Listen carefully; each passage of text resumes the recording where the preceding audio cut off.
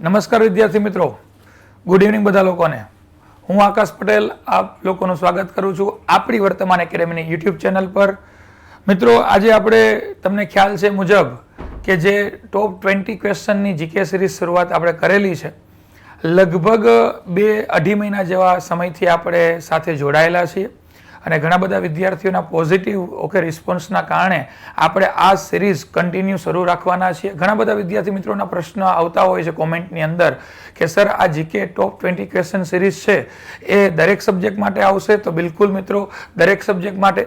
આપણે શરૂઆત કરેલી હતી મારા જ સબ્જેક્ટથી એટલે કે ઇતિહાસથી, અને તમને ખ્યાલ હોય તો આજે ઇતિહાસનો મિત્રો આપણે 7મા લેક્ચર્સની અંદર એટલે કે ટોપ 20 જીકે સિરીઝનો 7મો આજે આ લાઈવ લેક્ચર તમારી સામે લઈને આવ્યો છું. અને 7મો અને અંતિમ કારણ કે તમે જોશો આપણી વર્તમાન એકેડેમીની જે યુટ્યુબ ચેનલ પર તમે જશો તો પહેલા ગુરુવાર એટલે કે આજે 7મો ગુરુવાર છે, તો તમને પહેલા ગુરુવારથી લઈ અને અત્યાર સુધીનો તમામ વિડીયો આપણી યુટ્યુબ ચેનલ પર મળી જશે.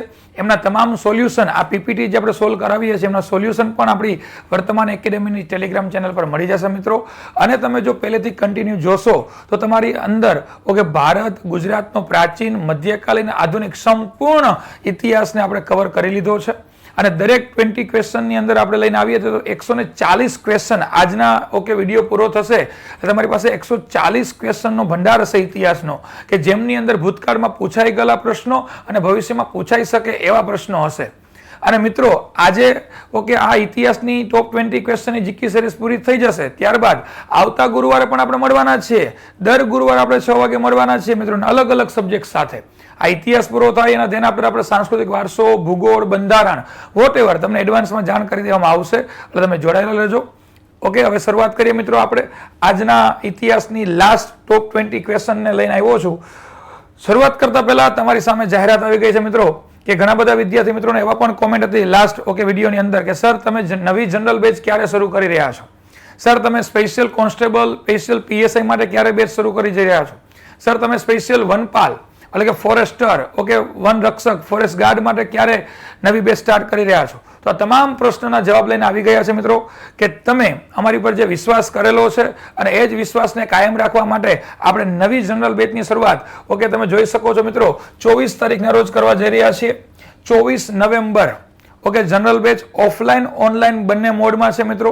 જે વિદ્યાર્થી મિત્રોને ઓફલાઈનમાં આવવું છે એમના માટે 24,999 એટલે માત્ર 25,000 રૂપિયા ફીસ છે. અને જે વિદ્યાર્થી મિત્રોને ઓનલાઈનના માધ્યમથી જોડાવવું છે અમારી સાથે તો એમની માત્ર 11,111 ફીસ છે. આમની અંદર વિથ મટીરિયલ છે વિદ્યાર્થી મિત્રો. આમની અંદર તમને 12 જેટલી બુકો અલગ અલગ સબ્જેક્ટનું પુસ્તકો આપવામાં આવશે with material, bag, application, daily test, weekly test, subject wise test, everything including છે. અને હા, આ ક્યારે છે? ડેમો પૂરા થઈ ગયા પછી. પણ તમને જો એડવાન્સમાં જાણ થઈ ગઈ છે મિત્રો, અને તમારે અમારા કામ પર વિશ્વાસ છે, ટ્રસ્ટ છે, અને અમારું કામ ગમતું હોય તમને લોકોને, તો પ્રી લોન્ચિંગ એટલે કે આજે મિત્રો તમને ખ્યાલ છે કે હજી શરૂઆત થઈ નથી. શરૂઆત થશે આપણી 24 નવેમ્બરથી ડેમો. પણ તમને વિશ્વાસ હોય અને અત્યારથી જ તમે આપણી જીગો એપની અંદર જઈને આ વિડીયો કે આપણી બેચ પરચેસ કરો છો તો તમને પ્રી લોન્ચિંગ અત્યારથી જબરદસ્ત બમ્પર ડિસ્કાઉન્ટ આપવામાં આવે છે. આફ્ટર ડેમો પછી 25,000 છે, પરંતુ એડવાન્સની અંદર માત્ર 21,000 એટલે કે 20,999 4,000 નો બેનિફિટ છે. જો તમે અત્યારથી જ આ વિડીયો જોઈ અને ધેન આફ્ટર તમે પરચેસ કરો છો બેચ તો 4,000 નો ડિસ્કાઉન્ટ છે. અને ઓનલાઈનની અંદર મિત્રો કે જે આફ્ટર ડેમો પછી 11,111 છે, એ અત્યારે તમને માત્ર 8,999 એટલે કે 9,000 રૂપિયામાં મળે છે. અને 9,000 માં તમને મિત્રો વિથ મટીરિયલ એમની અંદર લગભગ 4,000 થી 4,500 રૂપિયાનો બુક સેટ બેગ અહીંયાથી આપવામાં આવે છે. એટલા માટે તમે જોવા જાવ તો માત્ર 4,000 ની અંદર તમામ વિષયો, ઇતિહાસ, ભૂગોળ, બંધારણ, વિજ્ઞાન, ગુજરાતી, ઇંગ્લિશ અને તમારા ફેવરિટ સર નીરજ ભરવાડ સાહેબનું મેથ્સ રીડિંગ ખુદ એ જ ભણાવવાના છે, એ પણ આમની અંદર ઇન્ક્લુડ છે. મિત્રો, આમની અંદર તમને 10 ડેમો લેક્ચર્સ આપવામાં આવશે. કેટલા? 10 ડેમો લેક્ચર્સ. એટલે કે 24 નવેમ્બરથી આપણી આ બેચ શરૂ થશે અને 4 ડિસેમ્બર સુધી તમારો ડેમા ચાલશે. એમની અંદર અલગ અલગ ફેકલ્ટી તમારી સમક્ષ રજૂ થશે. અને ધેન આફ્ટર તમે કે જો આ મોકો ચૂકી જાઓ છો તો તમારે આ ફીસ ભરવાની રહેશે. પણ મોકા પહેલા તમે જાગી જાઓ છો, મોકાનો લાભ લઈને ચોકો મારી દેશો તો તમને આ પ્રાઇઝની અંદર ફીસ મળી જશે. ડન. અને આમની અંદર બધી વસ્તુ આવરી લેવામાં આવશે. હવે જનરલ બેચ નામ રાખ્યું છે વિદ્યાર્થી મિત્રો, તમામ વસ્તુ છે, પરંતુ કોઈ વિદ્યાર્થી એવું હોય કે ભાઈ ખાખીનો શોખ છે, સ્પેશિયલ જુનૂન કે ભાઈ સર તમે સ્પેશિયલ કોન્સ્ટેબલ પીએસઆઈ, તો એ પણ મિત્રો આપણે 24 નવેમ્બરના રોજ જ શરૂઆત કરવાના છે. સ્પેશિયલ કોન્સ્ટેબલ પીએસઆઈ ની અલગ બેચ હશે લાઈવ. સ્પેશિયલ જુનિયર ક્લર્ક ને તલાટી કામ મંત્રીની પણ અલગ હશે, એમની પણ પ્રાઇસ તમને કહેવામાં આવશે. અને અમે 24 તારીખ પહેલા એટલે કે આવતા વીકમાં ફરીથી હું અને નીરજ સર એક ઓરિએન્ટેશન પ્રોગ્રામ લઈને આવશું કે જેમની અંદર અલગ અલગ બેચની અલગ અલગ પ્રાઇસ તમને રજૂ કરશું. ડન બધું. અને આપણો સમય કયો રહેશે મિત્રો? તો કે સમય ઇવનિંગનો રહેશે 4 થી 8. ડેઈલી તમારે 4 કલાકનું અહીંયા સ્ટડી હશે. એમની અંદર તમારું ડેઈલી ટેસ્ટ પણ ઇન્ક્લુડિંગ હશે, મેથ્સ રીડિંગ સ્પેશિયલ અલગ ટેસ્ટ હશે અને જીકેની પણ અલગ ટેસ્ટ હશે. 4 કલાક તમારે અહીંયા સ્ટડી કરવાનું રહેશે 4 થી 8 બરાબર ઇવનિંગના. અને 6 મહિના સુધી એપ્રોક્સલી આપણે આ બેચ ચાલવાની છે. ચલો વિદ્યાર્થી મિત્રો આગળ વધીએ. આજના પ્રોગ્રામની શરૂઆત કરીએ પહેલા જ ક્વેશ્ચન થી. પણ એની પહેલા આજના ટોપિક જોઈ લઈએ કે આપણે ટોપિક કયા કયા ભણવાના છે. અંતિમ પડાવ.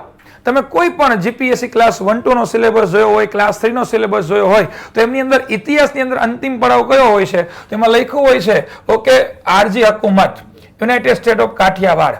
આ બે ટોપિક મિત્રો એ લોકો લખેલા હોય છે, પણ આમ અલગ નથી લખેલા હોતા. આનું એ લોકોએ નામ આપેલું હોય છે આઝાદી પછીનું ભારત. શું નામ આપેલું હોય છે મિત્રો? આઝાદી પછીનું ભારત. તો આઝાદી પછીનું ભારત, અથવા તમને આવો શબ્દ સાથે સાથે કદાચ એવો શબ્દ પણ જોવા મળે દેશી રાજ્યોનું વિલીનીકરણ, અથવા શબ્દ વાપર્યો હોય એકીકરણ. તો એ દેશી રાજ્યના વિલીનીકરણ, એકીકરણની અંદર પણ આ ટોપિક એડ થઈ જાય છે. એટલે પર્ટિક્યુલર કોઈ સિલેબસમાં તમને આરજી હકુમત અથવા યુનાઇટેડ સ્ટેટ ઓફ કાઠિયાવાડ આ બે શબ્દો જોવા નહીં મળે. એની જગ્યાએ તમને આઝાદી પછીનું ભારત અથવા યુનાઇટેડ સ્ટેટ ઓફ કાઠિયાવાડની જગ્યાએ આઝાદી પછીનું ભારત અથવા દેશી રાજ્યનું વિલીનીકરણ, એકીકરણ કે તેમાં આ જ ટોપિક આવે. પછી તો કે મહાગુજરાત આંદોલન, આ તો સ્પેસિફિક જીપીએસસી હોય, ક્લાસ 3 હોય, કોઈ પણ એક્ઝામની અંદર ઇતિહાસના ડિટેલ સિલેબસની અંદર તમે જાઓ એટલે લાસ્ટ ટોપિક તમને આ મહાગુજરાત આંદોલન જોવા મળે. બરાબર છે. અને ગુજરાતની રાજનીતિ અને મુખ્યમંત્રીઓ એ પણ આમની અંદર એડ થઈ જ જાય છે. પરંતુ આમાં ક્યાંક કરંટ સાથે વધારે પ્રશ્ન બનતા હોય છે. તેમ છતાં પણ બેઝિક જે ગુજરાત સરકારે સારી જે તે સમયના મુખ્યમંત્રીઓએ સારી સેવા માટે સુવિધાઓ બહાર પાડી હોય, યોજનાઓ બહાર પાડી હોય, એમાંથી પણ ક્યારેક જવલે પ્રશ્ન બની જતા હોય છે. તો એ પણ આપણે આ સિરીઝની અંદર આવરી લેવાની કોશિશ કરેલી છે. બરાબર વિદ્યાર્થી મિત્રો, શરૂઆત કરીએ આપણે મિત્રો પહેલા જ ક્વેશ્ચનથી. નીચેના વિધાનોમાંથી સત્ય વિધાન જણાવો.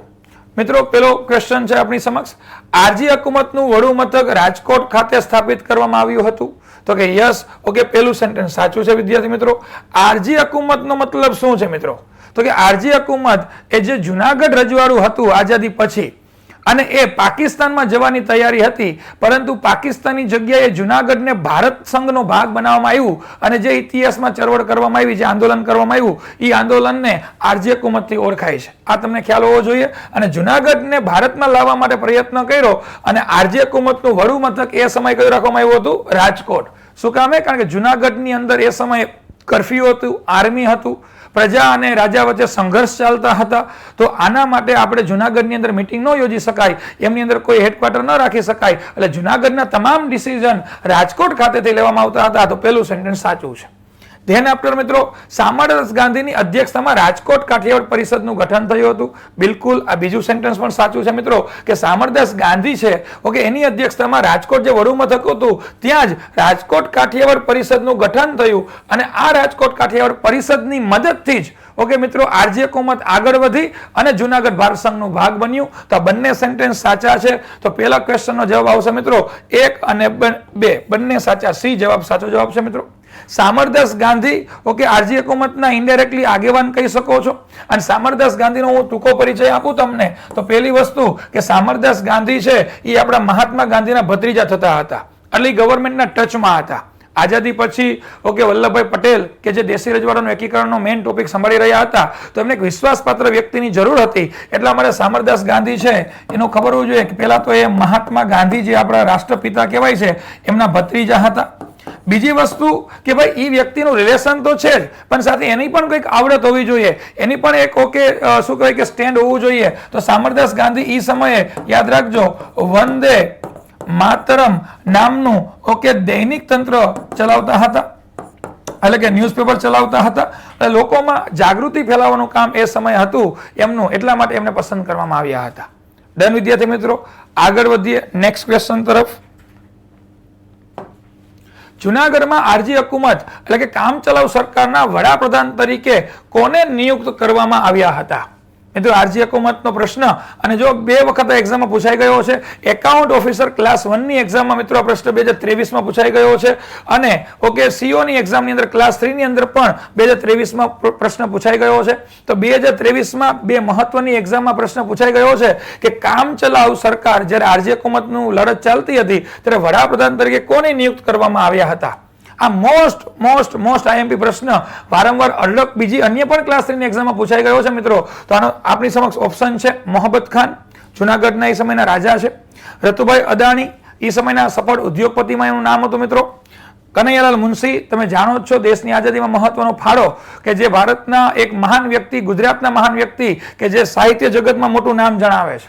દેશની આઝાદીમાં આઝાદીના લડવૈયા તરીકે પણ મહત્વનું નામ ધરાવે છે. આઝાદી પછી મિત્રો યુપીના ગવર્નર પણ તેઓ બની ગયા હતા. બંધારણ સભાના મુખ્ય 7 વ્યક્તિઓમાં પણ એકનું સ્થાન હતું. તો કનૈયાલાલ મુનશી મલ્ટી પર્સનાલિટી વાળા વ્યક્તિ છે. તો કનૈયાલાલ મુનશી હતા કે ડી ઓપ્શન સામરદાસ ગાંધી હતા? તો મિત્રો એકદમ લોજિક, પહેલો ક્વેશ્ચન તમે જોયો હોય તો તમને ખબર પડી જાય કે ભાઈ આરજી હુકુમત જેની આગેવાનીમાં થઈ હોય એ જ વડાપ્રધાન તરીકે નિયુક્ત થયા હોય. તો એકદમ સિમ્પલ છે મિત્રો, ડી સામરદાસ ગાંધી. સામરદાસ ગાંધી છે એ કામચલાઉ સરકારના વડાપ્રધાન હતા. હવે કામચલાઉ સરકાર શું હતી, કયા પ્રદેશમાં હતી, એ મિત્રો તમારે મારી પાસે આરજી હુકુમત ભણવું પડે. અને એના માટે જ મેં અગાઉ શરૂઆત વિડીયોની કરી, ત્યારે આપણી જનરલ બેચમાં તમે જોડાઈ જશો એટલે A to Z, પછી ક્લાસ 1 નો પ્રશ્ન હોય કે ક્લાસ 3 નો પ્રશ્ન હોય, એક પણ ક્વેશ્ચન તમારો જશે નહીં. તમારી સફળતા એકદમ તમારી નજીક છે. માત્ર 24 તારીખે તમે જનરલ બેચમાં જોઈન કરી અને તમારું એડમિશન વહેલી તકે પાકું કરાવી શકો છો. મિત્રો આગળ વધીએ નેક્સ્ટ. કાઠિયાવાડના સંયુક્ત રાજ્યો એટલે કે સૌરાષ્ટ્ર ખાલી જગ્યા રોજ અસ્તિત્વમાં આવ્યું હતું. મિત્રો આ પણ આરજી હુકુમત અને ધેન આપર કાઠિયાવાડનો યુનાઇટેડ સ્ટેટ ઓફ કાઠિયાવાડનો પ્રશ્ન છે. પીઆઈ સિંઘમની અંદર પૂછાઈ ગયો. જીપીએસસી ક્લાસ 2 ની અંદર મિત્રો 2017માં એક્ઝામ લેવાની હતી, એમાં પૂછાઈ ગયો છે કે યુનાઇટેડ સ્ટેટ ઓફ કાઠિયાવાડ એટલે કાઠિયાવાડ સંયુક્ત રાજ્ય, અને ઇંગ્લિશમાં શું કહેવાય? United state of Kathiawad, USK. અને કે જેમાં 222 જેટલા દેશી રજવાડાનો સમાવેશ થતો હતો મિત્રો. અને એ કઈ તારીખે અસ્તિત્વમાં આવ્યું હતું? ક્લાસ 2 છે, જીપીએસસી બોર્ડ છે, અને તારીખ વર્ષ સાથેનો પ્રશ્ન પૂછ્યો છે મિત્રો. તમારી સમક્ષ ઓપ્શન છે. એ 16 ઓગસ્ટ 1947, બી 26મી જાન્યુઆરી 1948, સી 15મી ફેબ્રુઆરી 1948, કે ડી 26મી જાન્યુઆરી 1950. આ મિત્રો લોજિકલી એટલી વસ્તુ તો આપણે ખબર પડે કે તમે જો વ્યવસ્થિત તૈયારી કરતા હોય અને તમને ખ્યાલ હોય 26મી જાન્યુઆરી 1950 ભારતમાં બંધારણ લાગુ થયું હતું, એટલે તે દિવસે તો આ ઇતિહાસમાં આવી કોઈ ઘટના બીજી તમે જાણી ન હોય, એટલે સીધો જ પ્રેમથી ડી ઓપ્શન તો ડિલીટ થઈ જાય. બીજી વસ્તુ કે 26મી જાન્યુઆરી 1948, તો એમાં કોઈ પણ મહત્વની, કારણ કે તમને આ તારીખ જાણી જોઈને છેતરાવા મૂકી છે 26મી જાન્યુઆરી. અને એઝ એ સ્માર્ટ કેન્ડિડેટ તરીકે તમારે એ વિચારવાનું હોય કે મિત્રો ખાલી તારીખની સાથે વર્ષ બદલાયું હોય તો ગેમ ચેન્જિંગ, એટલે કે તમને જાણી જોઈને કન્ફ્યુઝ કરવા માટે આવી ઓપ્શન મૂકેલા હોય તો બી ઓપ્શન પણ ડિલીટ થઈ જાય. અને હવે તમે પ્રોપર ભણેલા હોય તો જ આમાં કોઈ તુક્કા ન લાગે. યાદ રાખજો, જો ફેક્ચ્યુઅલ ડેટા જ્યાં આવે ને, તારીખ, વર્ષ, એમાં કોઈ દિવસ એક્ઝામમાં રિસ્ક ન લેવું. હા, તમને વન લાઇનર વાળા પ્રશ્ન મૂક્યા હોય, જોડકા હોય કે જેમાંથી તમને 4માંથી 2 ખબર હોય અને તમે 50-50 અંદાજિત તમે તર્ક લગાવી અને રિસ્ક લો તો એ લગભગ તમારો 99% સાચો પ્રશ્ન જવાબ પડવાની શક્યતા રહે. પણ જ્યાં ફેક્ચ્યુઅલ ડેટાઓ છે કે જ્યાં કોઈ કોન્સેપ્ટ કામ નથી કરતો, સીધી તમને તારીખને વર્ષ યાદ હોવી જ જોઈએ, તો એમાં રિસ્ક લેવાનું થતું હોતું નથી. પ્રોપર યાદ હોય તો જ તમારે રિસ્ક લેવું જોઈએ, એવી મારી સલાહ છે એક ફેકલ્ટી તરીકે. સાચો જવાબ શું છે મિત્રો? 16 ઓગસ્ટ 1947 તો હોય નહીં મિત્રો, સિમ્પલ છે. કારણ કે હજી દેશ આઝાદ થયો 15મી ઓગસ્ટ અને એક જ દિવસ નેક્સ્ટ ડે કઈ આ અસ્તિત્વમાં આવી જશે નોર્મલી વસ્તુ, તો એ પણ ખોટું પડે. તો ઓટોમેટિકલી આપણો જવાબ કયો બની જાય મિત્રો? સી 15 ફેબ્રુઆરી 1948 ના રોજ સરદાર વલ્લભભાઈ પટેલ અને દેશી રજવાડાના શાસકો બધા ભેગા થયા. અને કઈ જગ્યાએ? તો મિત્રો જામનગર. અને જામનગરની અંદર જગ્યા જેનું નામ છે લાલ બંગલા. ઓકે, જે રાજાશાહીના ઓકે રહેઠાણ હતા. અને લાલ બંગલા નામની જગ્યા જામનગરની અંદર વલ્લભભાઈ પટેલ, દેશી રજવાડાના શાસકો, એ સમયના સામાજિક કાર્યકર્તાઓના નામ બોલું તો ઉચ્છંગરાય ઢેબર, ઓકે, આ બધા લોકો ભેગા થયા મિત્રો, અને યુનાઇટેડ સ્ટેટ ઓફ કાઠિયાવાડનો નિર્ણય લઈ અને એક રાજ્ય અસ્તિત્વમાં આવ્યું હતું. એ તારીખ હતી 15 ફેબ્રુઆરી 1948. ચલો નેક્સ્ટ મિત્રો આગળ વધીએ આપણે. રજવાડું અને તેની સાથે સંકળાયેલા રાજા બાબતે યોગ્ય જોડકા જોડો. એ સમયે 222 જેટલા રજવાડાઓ હતા યુનાઇટેડ સ્ટેટ ઓફ કાઠિયાવાડની અંદર. તો એમાં કયા રજવાડાના કયા શાસક આઝાદી સમયે બિરાજમાન હતા એવો પ્રશ્ન પૂછ્યો છે મિત્રો. તો સૌથી મહત્વનું રજવાડું ભાવનગર. ભાવનગરની વાત જ મિત્રો કંઈક નિરાલી છે. ઓકે, 562 રજવાડા આખા ભારતમાં હતા. દેશ આઝાદ થયો ઓકે 562.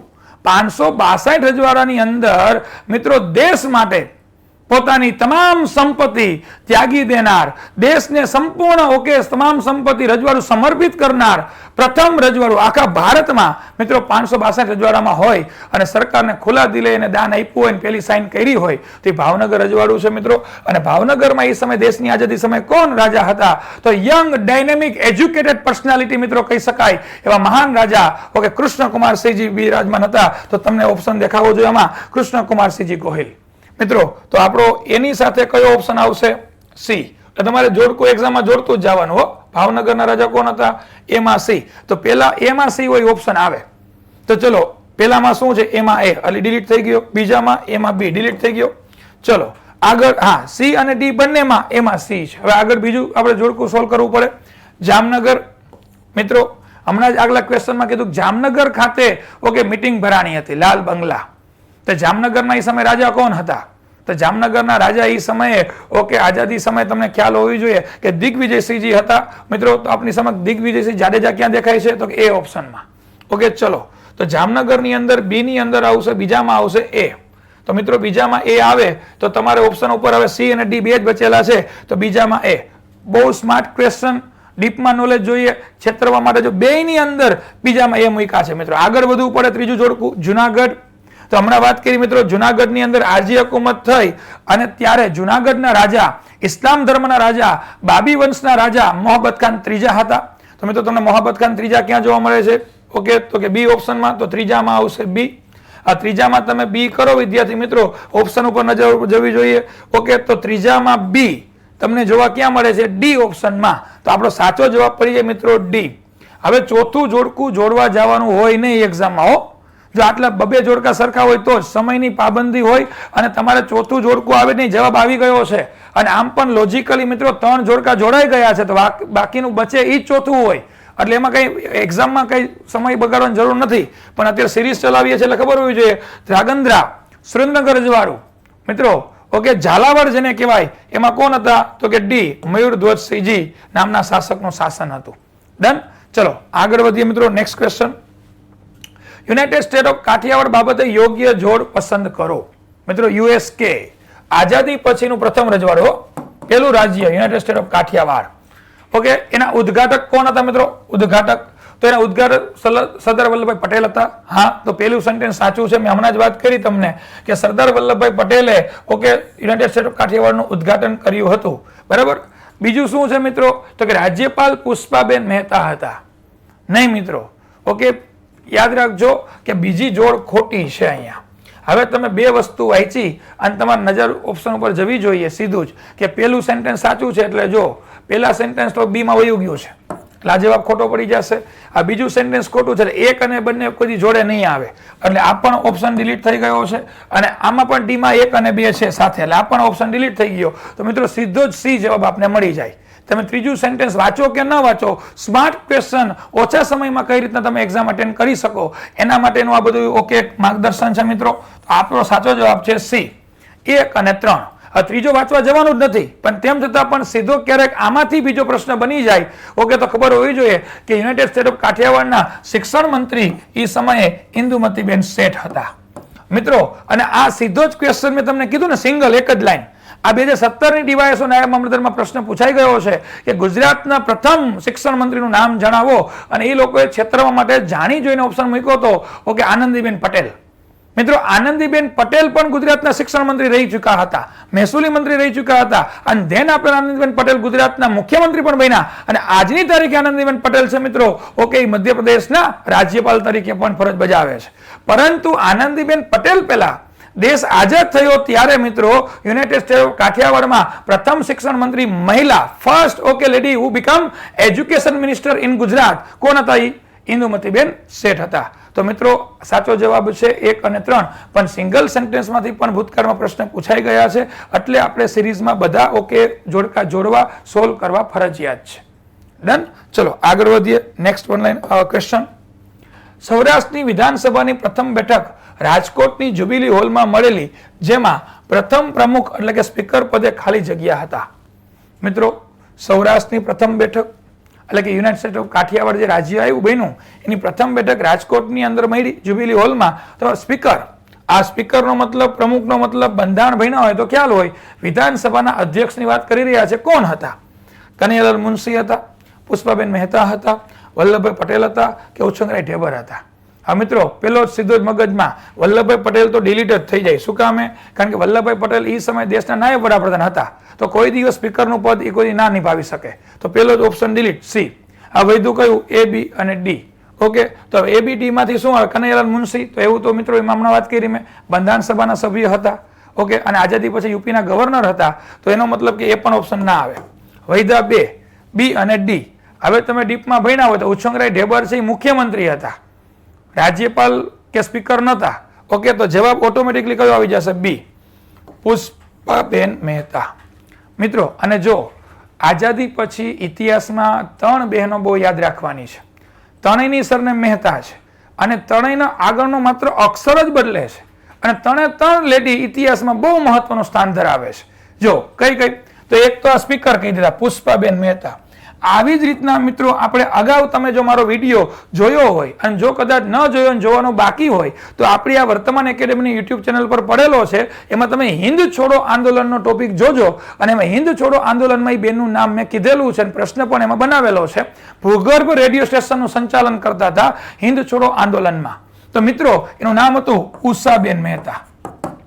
જો તો ઉષાબેન મહેતા ઓકે હિન્દ છોડો આંદોલન દરમિયાન ભૂગર્ભ આંદોલન ભૂગર્ભ રેડિયો સંચાલન કરતા. જો અક્ષર બદલો ખાલી, ઉષાબેન મહેતા, પુષ્પાબેન મહેતા, ખાલી આગળનો એક અક્ષર જ બદલે છે. તો આ બે બહેનો. અને ત્રીજી મિત્રો જીકેમાં ફેક્ચ્યુઅલ ડેટા તરીકે ઘણી વખત એક્ઝામમાં પ્રશ્ન પૂછાઈ જાય કે ઇતિહાસ સાથે ન જોડાયેલું હોય. ઓકે, ફેક્ચ્યુઅલ ડેટા જીકે નું નામ છે હંસાબેન મહેતા. 3 ઓકે ઉષા, હંસા, પુષ્પા છે. તો હંસાબેન મહેતા.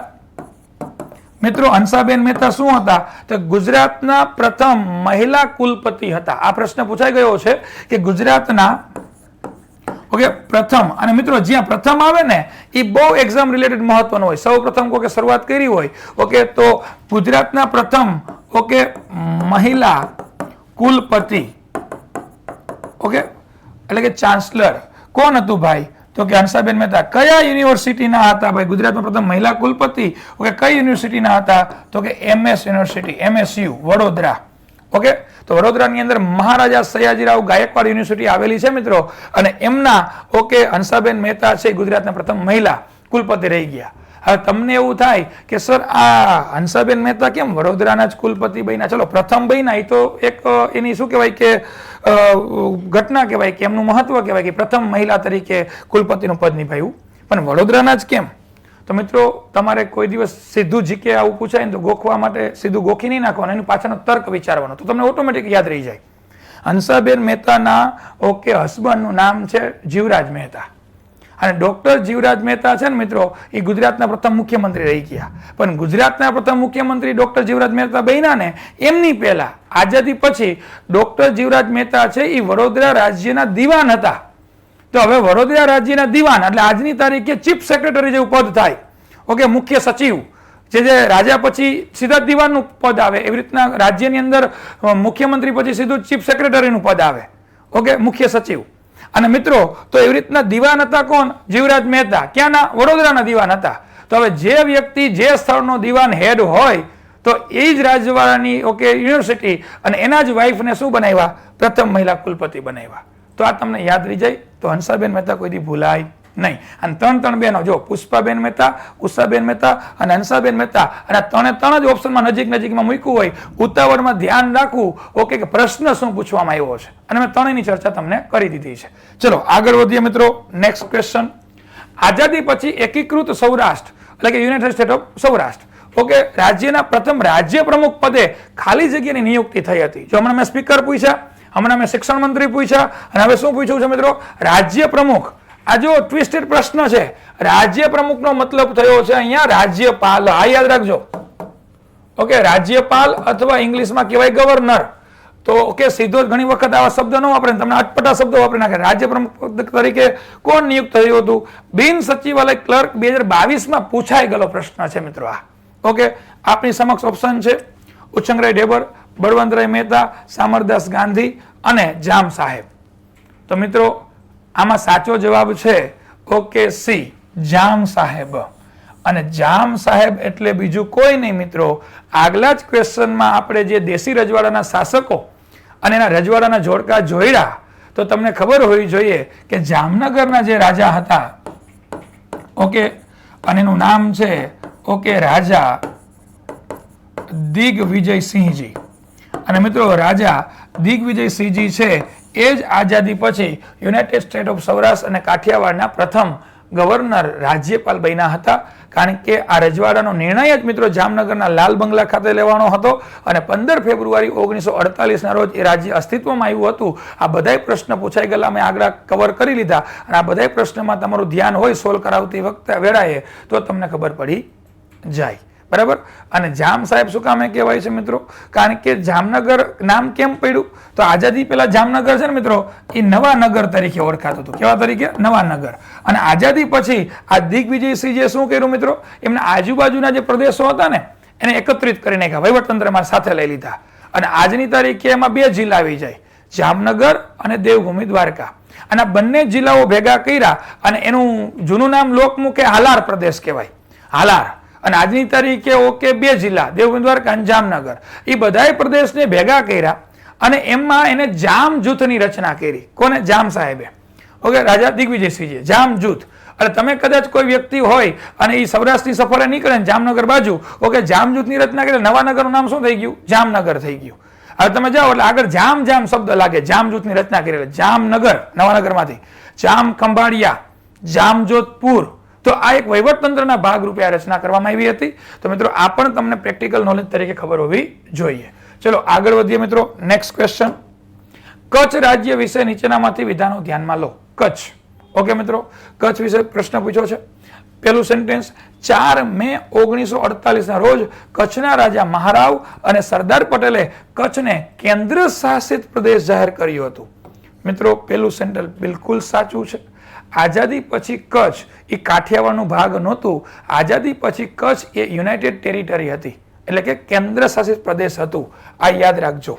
બરાબર છે. ચલો સેકન્ડ સેન્ટેન્સ, ભારત સરકારે કચ્છને વિભાગ સી એટલે કે ગ માં સામેલ કર્યું હતું. બિલકુલ મિત્રો, આ સિંગલ ક્વેશ્ચન કેટલી વખત ક્લાસ 3માં પૂછાઈ ગયો હશે, પણ હું તમને જાણી જોઈને 2 સેન્ટેન્સ ભેગા કર્યા હોય, 3 સેન્ટેન્સ ભેગા કર્યા હોય એવા ક્વેશ્ચન લઈને આવું છું કે જેના કારણે તમને આમાંથી અઢળક બીજા અન્ય પ્રશ્ન પણ બની શકે, અને બને તો તમને જવાબ આવડવા જોઈએ. મિત્રો આઝાદી પછી ભારત સરકારે ઓકે વહીવટતંત્ર માટે, કારણ કે બંધારણ તો હજી બન્યું નહોતું, તો વહીવટતંત્ર માટે આઝાદી પછી ભારત સરકારે બંધારણ સભાએ દેશના 4 ભાગ પાડ્યા હતા, જેને ABCD વિભાગ કહેવાય છે, એટલે ગુજરાતીમાં ક ખ ગ ઘ કહેવાય છે. અને એમાં સી વિભાગ એટલે ગ એ કેન્દ્ર શાસિત પ્રદેશનો વિભાગ કહેવાતો, એટલે કચ્છને કેન્દ્ર શાસિત પ્રદેશ હોવાના કારણે સી વિભાગમાં મૂક્યું હતું. ધેટ મીન્સ કે આ પ્રશ્નમાં બંને ઓકે સેન્ટેન્સ સાચા છે. સાચો જવાબ આવશે 1 અને 2, સી જવાબ. ડન વિદ્યાર્થી મિત્રો. ચલો નેક્સ્ટ ક્વેશ્ચન. યુએન ઢેબરનો મતલબ ઉચ્છંગરાય ઢેબર. યુએન ઢેબરના સંદર્ભમાં નીચેના વિધાનો ધ્યાનમાં લો. મિત્રો ડીવાયએસઓ ની અંદર જીપીએસસી ની ડીવાયએસઓ ડેપ્યુટી સેક્શન ઓફિસરની 2022ની એક્ઝામમાં મિત્રો આ પ્રશ્ન પૂછાઈ ગયો છે. બરાબર છે. જોઈ લઈએ. યુએન ઢેબર 1948 થી 54 દરમિયાન સૌરાષ્ટ્રના મુખ્યમંત્રી હતા. યસ મિત્રો સાચી વાત છે. ઓકે હવે પેલું સેન્ટેન્સ સાચું છે, તો એનો મતલબ યુનાઇટેડ સ્ટેટ ઓફના બધા ઓકે પદાધિકારીઓ આવી ગયા. સ્પીકર આવી ગયા, શિક્ષણ મંત્રી આવી ગયા, રાજ્યપાલ આવી ગયા અને મુખ્યમંત્રી આવી ગયા. બરાબર છે, ડન. ચલો આગળ સેકન્ડ, તેઓ 1995 થી ઓકે અહીંથી મિત્રો ઓકે 59 આવશે અને અહીંયા 95 નહીં આવે, ટાઈપિંગ મિસ્ટેક છે એટલે યાદ રાખજો. 54 થી આવશે. ઓકે 54 થી 59 કોંગ્રેસના પ્રમુખ રહી ચૂક્યા હતા. યસ, પહેલા મુખ્યમંત્રી હતા, પછી કોંગ્રેસના અધ્યક્ષ પણ રહી ચૂક્યા હતા. બંને સેન્ટેન્સ સાચા. આગળ વધીએ ત્રીજું સેન્ટેન્સ, તેઓ અનુસૂચિત જાતિ અને અનુસૂચિત જનજાતિના અધ્યક્ષ હતા. નહીં મિત્રો, પોતે મુખ્યમંત્રીનું હાઈએસ્ટ પદ નિભાવી દીધું છે રાજ્યનું, એટલે એ પછી સબ કોઈ બોર્ડના અધ્યક્ષ ન હોય. ઓકે, તો આ સેન્ટેન્સ લોજિકલી ખબર પડે તો પણ સાચું પડી જાય. ઓકે, તો ત્રીજું સેન્ટેન્સ ખોટું છે. હવે ચોથું સેન્ટેન્સ વાંચીએ ને એની પહેલા ઓપ્શન ઉપર નજર જાવી જોઈએ. જો આવું થાય ને જ્યારે, એટલે ચોથું સેન્ટેન્સ સોલ્વ કરવા ન જાય, સીધું જ ઓપ્શન કે 1 2 હોય અને ત્રીજું ન હોય. ઓકે, તો 1 2 હોય અને ત્રીજું ન હોય, તો ચલો આમાં 1 અને 3 છે પણ બીજું નથી, એટલે આ જવાબ કેન્સલ. ચલો આમાં 1 અને 4 છે, બીજું નથી, એટલે ઓપ્શન કેન્સલ. હવે મિત્રો આમાં 1 2 છે અને ત્રીજું નથી, આમાં જવાબ લાગે છે આગળ. આમાં 1 2 3 4 છે, તો 3 તો આવશે જ નહીં, કારણ કે ત્રીજું ખોટું પડી ગયું. તો મિત્રો ક્યાંય ઓકે વાંચવા ન જવાય એક્ઝામમાં, સીધું જ ઓપ્શન સી ટીક કરીને ઘેર. બરાબર છે, પરંતુ અહીંયા આપણે સોલ્વ કરી રહ્યા, ચોથું સેન્ટેન્સ વાંચી લઈએ કે તેઓને પદ્મ વિભૂષણ એવોર્ડ એનાયત કરવામાં આવ્યો હતો. મિત્રો વિચાર કરો કે ઉછંગરાય ઢેબર, ઓકે, સૌરાષ્ટ્રના પ્રથમ મુખ્યમંત્રી કે જેને પદ્મ વિભૂષણ, કે જે ભારતની અંદર સેકન્ડ હાઈએસ્ટ સિવિલ એવોર્ડ છે. સેકન્ડ હાઈએસ્ટ એટલે બીજા નંબરનો સૌથી ઓકે નાગરિકનો ઊંચો એવોર્ડ કહેવાય પદ્મ વિભૂષણ. પેલો આવશે ભારત રત્ન.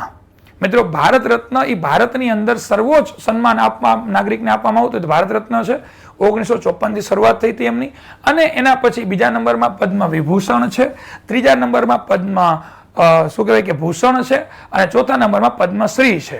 તો 4 highest civil award in India કહેવાય છે: ભારત રત્ન, પદ્મ વિભૂષણ, પદ્મભૂષણ અને પદ્મશ્રી. ડન. અને કરંટમાં પણ તમારે દર વર્ષે જાહેર કરતા હોય અને બનતા હોય તો યાદ રાખવા પડતા હોય છે. ચલો આગળ વધીએ. નેક્સ્ટ ક્વેશ્ચન, નીચેના પૈકી કોણ ગુજરાતના શિક્ષણ મંત્રી તેમજ પદ્મશ્રી પારિતોષિક પ્રાપ્ત કરતા હતા? મિત્રો ગુજરાતના શિક્ષણ મંત્રી પણ રહી ગયા હતા અને એને પદ્મશ્રી એટલે કે ચોથા નંબરનો હાઈએસ્ટ સિવિલ એવોર્ડ મળી ગયો હતો. આપણી સમક્ષ ઓપ્શન છે હંસાબેન જીવરાજ મહેતા, હમણાં જ મેં વાત કરી હતી એમની, એમએસના પ્રથમ મહિલા કુલપતિ. એ નથી મિત્રો. બી ઓપ્શન હેમાબેન આચાર્ય, નહીં મિત્રો. શિક્ષણ મંત્રી તો રહ્યા જ નથી, તો હોય જ નહીં. યસ, હવે જો પેલા 2 ઓપ્શન ડિલીટ થઈ ગયા ને કદાચ એક જ ઓપ્શન ડિલીટ થઈ ગયો ને તોય ઓપ્શન ડી તો ના જ આવે, ઉપર તમામ તો નીકળી ગયું, વધુ એક જ. હમણાં જ મેં તમને કીધું ઇન્દુમતીબેન શેઠ, ઇન્દુમતીબેન ચીમનલાલ શેઠ કે શિક્ષણ મંત્રી હતા અને એને પદ્મશ્રી એવોર્ડ પણ આપવામાં આવ્યો હતો. અને આ પ્રથમ શિક્ષણ મંત્રી હતા ગુજરાતના, એ પણ યાદ રાખવું જોઈએ. ચલો નેક્સ્ટ ક્વેશ્ચન મિત્રો, આગળ વધીએ. મહાગુજરાત આંદોલનની પરાકાષ્ઠા ખાલી જગ્યા હતી.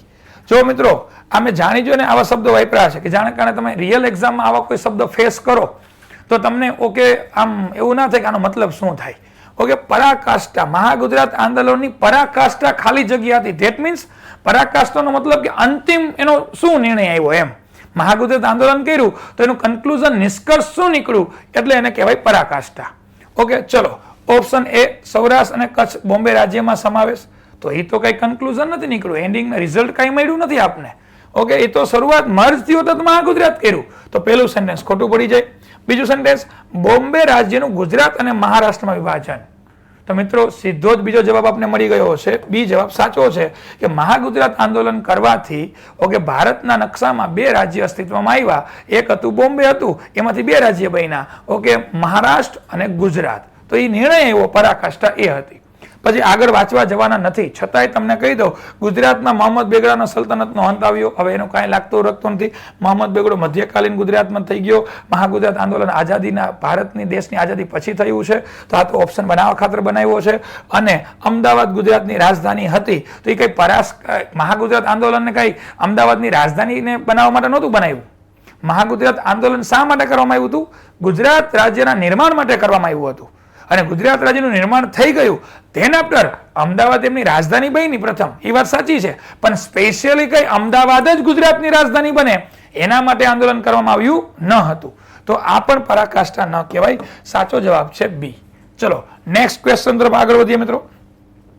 1956 ની મહાગુજરાતની ચળવળ વિશે વિધાનો ધ્યાનમાં લો. મિત્રો જીપીએસસી ક્લાસ 1-2 માં 2023 માં પૂછાયેલો પ્રશ્ન છે. ઓકે, 8 જાન્યુઆરી 2023 નેટ ઉપર પણ તમને પ્રશ્નપત્ર મળી જાય. ક્લાસ 1-2 2 વર્ષ પહેલા. ઓકે, મહાગુજરાત બાબતે યોગ્ય વાક્ય ચેક કરો. ચલો, તે ભાષા આધારિત અલગ રાજ્યના મુદ્દા ઉપર કેન્દ્રિત ચળવળ હતી. યસ મિત્રો, બિલકુલ. તમે ભણેલા હોય મારી પાસે અને કદાચ તમે ભવિષ્યમાં ન ભણેલા હોય પણ આ જીકે સિરીઝની અંદર તમને કામ ગમતું હોય અને નવી જનરલ બેચ જોઈન કરો તો ત્યારે આપણે બધું ભણાવવાના છીએ. ભાષા આધારિત. ભાઈ, ગુજરાતમાં ગુજરાતી બોલાય છે, મહારાષ્ટ્રમાં મરાઠી બોલાય છે, તો દરેક રાજ્યમાં ઓકે જે લોકલ ભાષા હોય એના જ કારણે એ રાજ્યનો વિકાસ થઈ શકે. ઓકે, કોમ્યુનિકેશન જ મેન માણસના વિકાસનો આધાર છે. ઓકે, હવે તમે માધ્યમથી કોઈ વસ્તુ સમજી જ નથી શકતા તો પછી મનુષ્ય વિકાસ તો પછીની વસ્તુ છે. ઓકે, તો એ ભાષા આધારિત ચળવળ હતી. પહેલું સેન્ટેન્સ સાચું છે.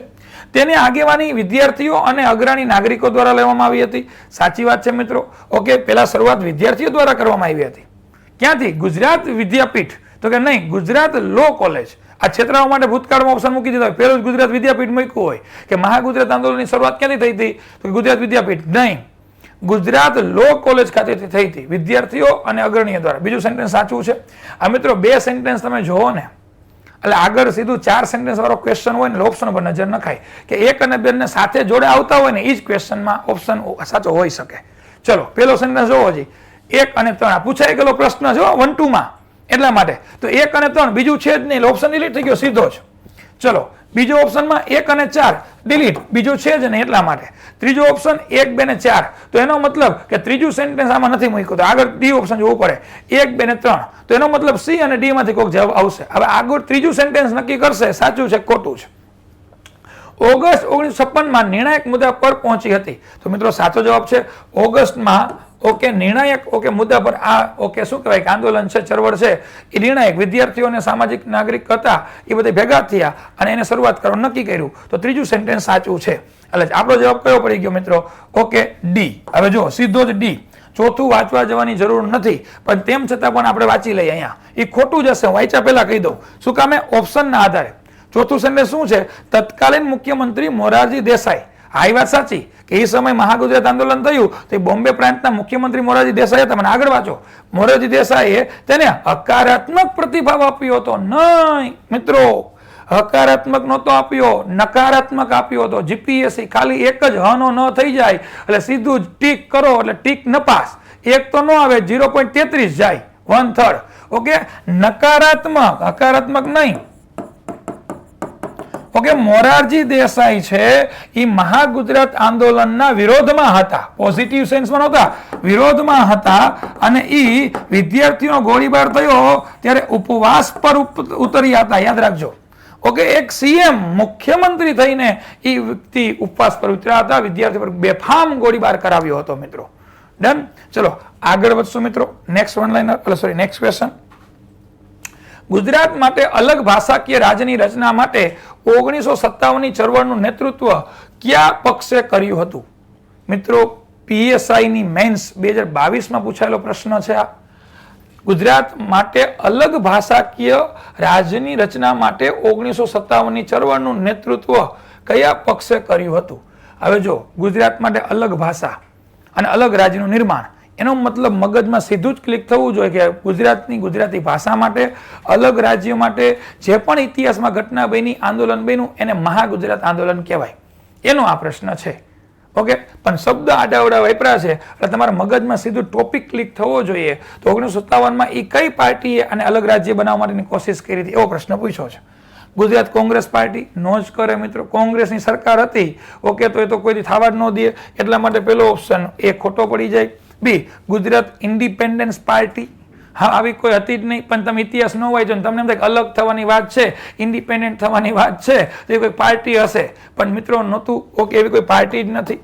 ઓકે, ત્રીજી ઓકે મહાગુજરાત જનતા પરિષદ. બિલકુલ સીધો જ જવાબ મળી ગયો મિત્રો, સી જવાબ છે. ઓકે, મહાગુજરાત જનતા પરિષદ. ઓકે, ઈ પાર્ટી હતી મિત્રો અને એમને આખું ગુજરાત અલગ કરવા માટે પ્રોસેસ કરી હતી. એટલે ડી ઓપ્શન તો આવે નહીં. આઝાદ ગુજરાત આંદોલન એવી કોઈ પાર્ટી હતી નહીં, એવો કોઈ પક્ષ હતો નહીં. ચલો મિત્રો આગળ વધીએ નેક્સ્ટ ક્વેશ્ચન તરફ. ઇન્દુલાલ યાજ્ઞિક વિશે નીચેનામાંથી વાક્ય વિધાનો સાચા છે જણાવો. PSI મેન્સ 2022માં પૂછાયેલો પ્રશ્ન ફરીથી લઈને આવ્યો છું મિત્રો. તેમણે ઇન્દુલાલ યાજ્ઞિકને ધ્યાનમાં રાખવાના છે, એના વિશેના સેન્ટેન્સ વાંચવાના છે તમારે. તેમણે મુંબઈની એક મેગેઝિન યંગ ઇન્ડિયા પ્રકાશિત કર્યું હતું. યસ મિત્રો, યંગ ઇન્ડિયા જો તમને ખબર હોય તો ગાંધીજી જે ન્યૂઝપેપરના તંત્રી હતા ને, એ ન્યૂઝપેપર પહેલા શરૂઆતમાં ઇન્દુલાલ યાજ્ઞિક ચલાવતા. ઇન્દુલાલ યાજ્ઞિકે પછી ગાંધીજીને એનું નેતૃત્વ સોંપી દીધું હતું. બરાબર, તો પહેલું સેન્ટેન્સ કેવું થઈ જાય? સાચું થઈ જાય. આગળ વાંચવું પડે. 4 સેન્ટેન્સ હોય એટલે તમારે 4 સેન્ટેન્સ વાળા ક્વેશ્ચન દેખાય ને મિત્રો, સીધી 2 સેન્ટેન્સ તો વાંચી જ લેવાના રિયલ એક્ઝામમાં, પછી ઓપ્શન ઉપર જવાનું. કારણ કે 4 સેન્ટેન્સ હોય તો કોઈ દિવસ ઓપ્શન માત્ર 2 સેન્ટેન્સ વાળું ના બન્યો હોય. આ લોજિક છે.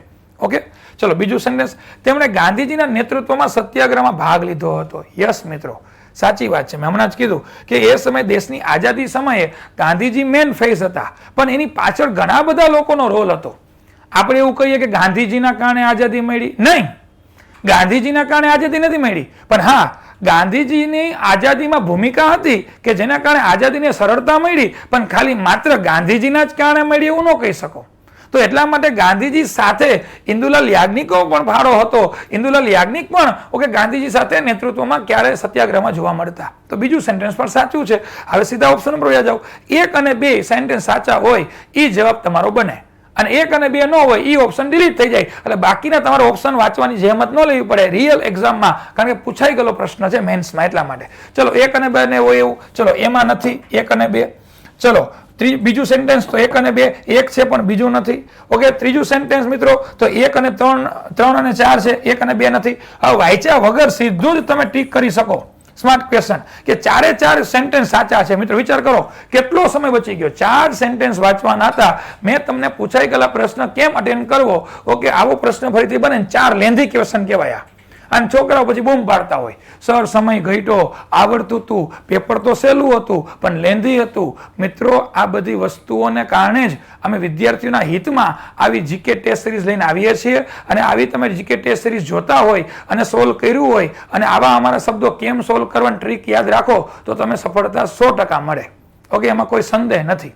ડન. ચલો આ બાકીના 2 સેન્ટેન્સ આપણે વાંચી લઈએ છીએ. બરાબર, આગળ વધે. ઓલ ઇન્ડિયા કિસાન સભાની રચનામાં તેમણે સક્રિય પહેલ અને પ્રથમ સત્રમાં ભાગ લીધો હતો. તો જો તમને નવું જાણવા મળે, ઇન્દુલાલ યાજ્ઞિકે તમે એટલું જાણ્યું હોય, પણ ઇન્દુલાલ યાજ્ઞિકે ઓલ ઇન્ડિયા કિસાન સભાની રચનામાં પણ મહત્વની ભૂમિકા નિભાવી હતી. એવું જીકે તરીકે તમારા જ્ઞાનમાં વધારો થઈ ગયો. ઓકે, ચલો આગળ. તે નૂતન મહાગુજરાત જનતા પરિષદના સંસ્થાપક હતા. તો મિત્રો આપણે મહાગુજરાત જનતા પરિષદ તો હતી જ, પણ નૂતન મહાગુજરાત પરિષદ પણ નામની સંસ્થા એમને બનાવી હતી એવું જાણવા મળે છે. તો એનો મતલબ 4 સેન્ટેન્સ સાચા છે. ડન. ચલો નેક્સ્ટ ક્વેશ્ચન. નીચેનામાંથી યોગ્ય જોડ પસંદ કરો. મિત્રો મહાગુજરાત આંદોલન બાબતે હું લઈને આવ્યો છું કે નીચેનામાંથી કઈ યોગ્ય જોડ છે. તો કે ભાઈ પહેલું સેન્ટેન્સ 9 ઓગસ્ટ 1956 શહીદ વિનોદ કિનારીવાલા દિન ઉજવાતો હતો. મને સાચું લાગે છે, બિલકુલ સહી. હવે જોજો સાચું લાગે છે કેમ, વિદ્યાર્થીઓ કન્ફ્યુઝ થઈ જાય કે સાહેબ હિન્દ છોડોમાં પણ વિનોદ કિનારીવાલા આવ્યા હતા. હિન્દ છોડો આંદોલન તો 1942માં થયું હતું. અને દિવસ ક્યારે ઉજવાતો હતો મિત્રો? ખાસ યાદ રાખજો, હિન્દ છોડો આંદોલનમાં વિનોદ કિનારીવાલા શહીદ થયા હતા 9 ઓગસ્ટ 1942માં. પરંતુ તેમના માનમાં કયા આંદોલન દરમિયાન? તો કે મહાગુજરાત આંદોલન દરમિયાન એના માનમાં શહીદ થયા હતા 42માં, પણ એના માનમાં દિવસ ઉજવાતો હતો 56માં. આ ખાસ યાદ રાખજો. બાકી ઘણી વખત વિદ્યાર્થીઓ આને ખોટું પાડ નાખે કે સાહેબ 56માં ક્યાંથી દિન ઉજવાતો હોય? તો 42માં ઓકે શહીદ થઈ ગયા. તો મિત્રો યાદ રાખજો, પહેલું સેન્ટેન્સ સાચું છે. બરાબર છે. 8 ઓગસ્ટ 1956 ના રોજ ગુજરાત શહીદ દિન. નહીં મિત્રો, ખોટી વાત છે આ સેન્ટેન્સ. ઓકે, 8 ઓગસ્ટ નહીં 13 ઓગસ્ટ હતું. ઓકે, તો 13 ઓગસ્ટ તો ક્યાં છે? નીચે છે. એનો મતલબ કે ખોટું છે. 13 ઓગસ્ટ 1956 મહાગુજરાત આંદોલન દિન. નહીં મિત્રો, આવો કોઈ દિવસ જ નહોતો ઉજવાતો. તો એનો મતલબ કે માત્ર એક જ સેન્ટેન્સ મને સાચું લાગે છે. તો આ જવાબ આવશે એ. ઓકે, દર વખતે 1 અને 2, 2 અને 3, 1, 2, 3 એવું ના હોય. એટલા માટે મેં જાણી જોઈને આ પ્રશ્ન બનાવ્યો છે કે માત્ર એક જ ઓપ્શન એક્ઝામમાં સાચો હોય અને એક જ સેન્ટેન્સ સાચું હોય. આવા પણ પ્રશ્ન બનતા હોય તો આ ધ્યાન રાખવું તમારે. ડન. ચલો નેક્સ્ટ ક્વેશ્ચન મિત્રો આગળ લઈને વધીએ છીએ. મહાગુજરાત આંદોલન દરમિયાન ઉચ્ચારેલા શબ્દો નારાઓ બાબતે યોગ્ય જોડ પસંદ કરો. મહાગુજરાત આંદોલન ચાલ્યું હતું મિત્રો, ત્યારે રાજકીય વ્યક્તિઓએ એ સમયે સામે સામે નારાબાજીઓ કરી હતી, લોકોને પોતાના પક્ષમાં ખેંચવા માટે નારાબાજીઓ કરી હતી. ક્યાંક મહાગુજરાત આંદોલનના યુવાનો છે એ જોશ સાથે આગળ વધારે મોટિવેશનલ તરીકે પણ નારાઓ ઉચ્ચાર્યા હોય તો એ બધા જોવાના છે મિત્રો. કયું છે પેલું સેન્ટેન્સ? ઠાકોરભાઈ દેસાઈ શું બોલ્યા હતા કે ગોળીઓ પર કોઈના નામ સરનામા લખેલા હોતા નથી. આ હોટ ફેવરિટ સેન્ટેન્સ, સિંગલ કેટલી બધી એક્ઝામમાં પૂછાઈ ગયું હશે. પેલું સેન્ટેન્સ સાચું છે. અને મિત્રો ઠાકોરભાઈ દેસાઈ યાદ રાખજો, એ સમયે કોંગ્રેસના પ્રમુખ હતા. એ પણ ખબર હોવી જોઈએ. કોંગ્રેસ પ્રમુખ કયા પ્રદેશના? તો કે બોમ્બે પ્રદેશના કોંગ્રેસ પ્રમુખ કોણ હતા? ઠાકોરભાઈ દેસાઈ હતા. અને ગોળીઓ પર કોઈના નામ સરનામા લખેલા હોતા નથી એનો મતલબ કે ગોળી તો કોઈને પણ લાગી શકે ભાઈ. ગોળીમાં ઓલરેડી નામ ન હોય, તમે જ્યાં બંદૂક ચલાવો એ માણસ છે ડરી જાય. આ આંદોલનમાં બોલ્યા હતા. પણ એ ખબર હોવી જોઈએ કે ઠાકોરભાઈ દેસાઈ આંદોલનમાં આપણા જે વિદ્યાર્થીઓ શહીદ થઈ ગયા હતા એના અપમાન સ્વરૂપે આ સેન્ટેન્સ બોલ્યા હતા. એ પણ ખબર હોવી જોઈએ. એટલે એ નેગેટિવ સેન્સમાં આપણા વિરોધમાં હતા. ચલો, બ્રહ્મકુમાર ભટ્ટ લેકે રહેંગે ગુજરાત. મિત્રો યસ, યુવા નેતા બ્રહ્મકુમાર ભટ્ટ છે એને કીધું લેકે રહેંગે ગુજરાત, ગમે થઈ જાય અમે ગુજરાત નહીં મૂકીએ. અને આ બ્રહ્મકુમાર ભટ્ટ છે મિત્રો વિદ્યાર્થીઓના આગેવાન હતા.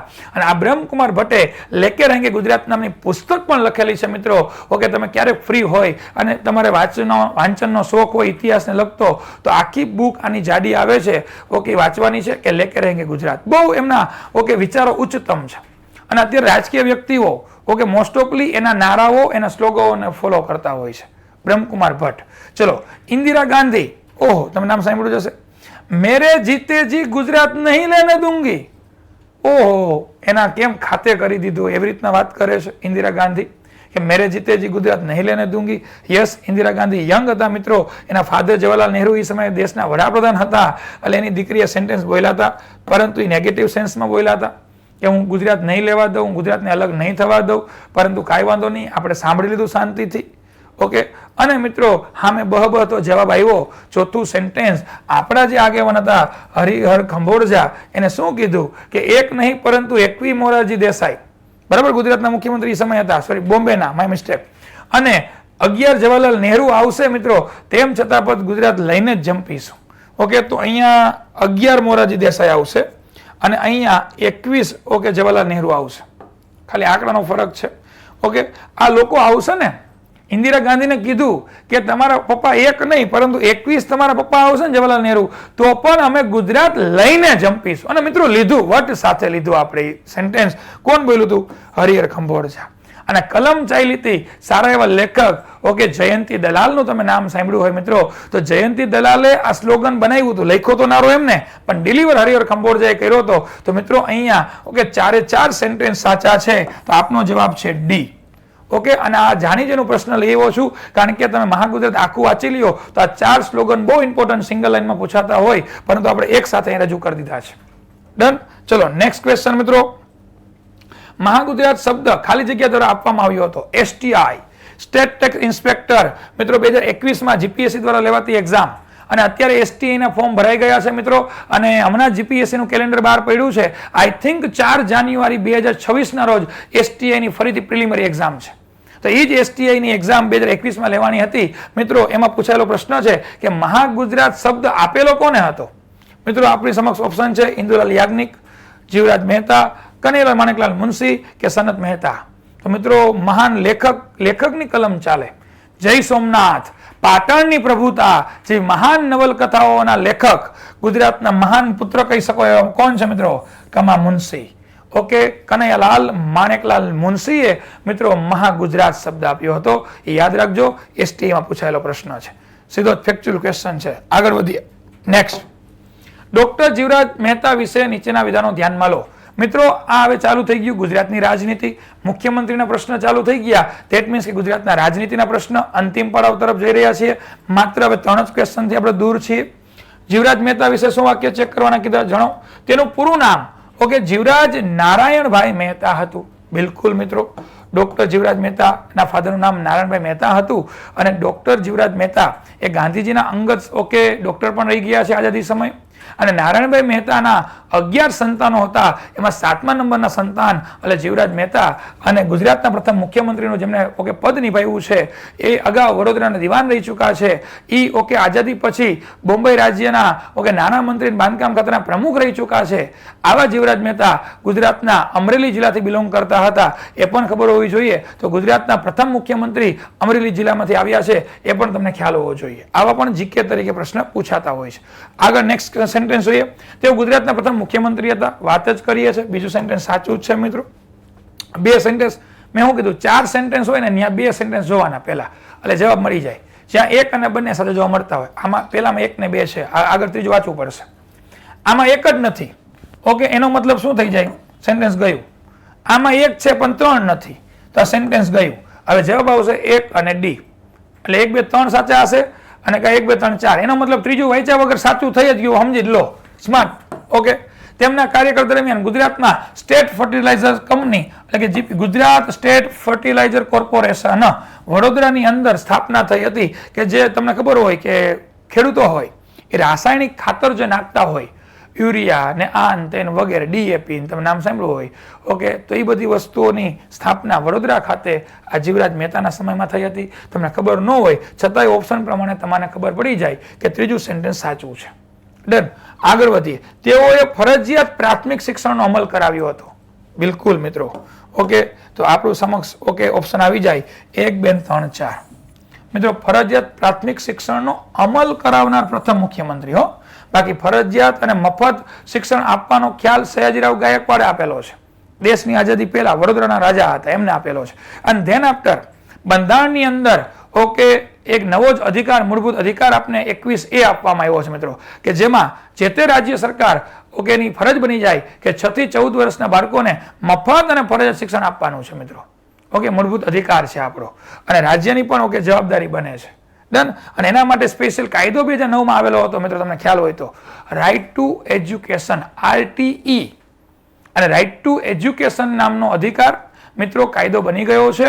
અને અત્યારે મોંઘી જે સ્કૂલો, પ્રાઇવેટ સ્કૂલો હોય હાઈ લેવલની, એમાં પણ સરકારે આ RTE ની જોગવાઈ અનુસાર 25% જેટલી સીટો ગરીબ નબળા વર્ગના વિદ્યાર્થીઓ માટે ખાલી રાખવી પડે છે. એવો નિયમ છે. ચલો આગળ વધીએ મિત્રો. લાસ્ટ પડાવ તરફ આપણે જઈ રહ્યા છીએ. વિવિધ કાર્યો અને તેની સાથે સંકળાયેલ મુખ્યમંત્રી બાબતે યોગ્ય જોડ પસંદ કરો. મિત્રો વિવિધ મુખ્યમંત્રીનો પ્રશ્ન બન્યો છે અને કયા કયા કાર્ય કર્યા હતા એ આપણે સેન્ટેન્સ જોવાનું છે મિત્રો. તો Balwantrai Mehta national dairy development બોર્ડની સ્થાપના એમના સમયમાં થઈ હતી. હા મિત્રો, NDDB યાદ રાખજો. અને નેશનલ ડેરી ડેવલપમેન્ટ બોર્ડની સ્થાપના બળવંતરાય મહેતામાં થઈ હતી, અને એનું હેડક્વાર્ટર મિત્રો યાદ રાખજો આણંદ છે.